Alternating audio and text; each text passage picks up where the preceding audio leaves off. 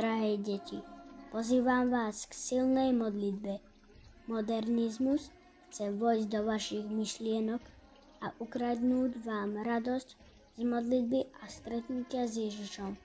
Preto, moje drahé deti, obnovte modlitbu vo svojich rodinách, aby moje materinské srdce bolo radosné ako v prvých dňoch, keď som si vás vybrala a odpoveďou bola modlitba dňom i nocou.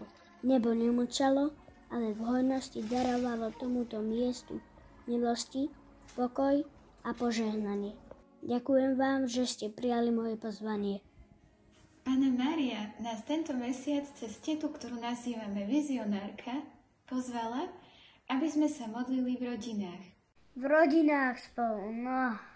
A nám sa niekedy nechce modliť spolu. Naozaj sa mi vždy nechce. Radšej sa chceme modliť sami, lebo s rodičmi to príliš dlho trvá a my sa vieme modliť oveľa rýchlejšie.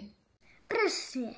Ale Panna Mária nám hovorí, že ak sa budeme modliť spolu v rodine, nebo odpovie na našu modlitbu. Ako môže nebo odpovedať? Môže odpovedať tak, že dostaneme, o čo sme prosili, alebo bude v našej rodine viac pokoja a porozumenia, alebo niekto, za koho sme sa modlili, bude uzdravený. To naozaj? Modlitba má takú moc?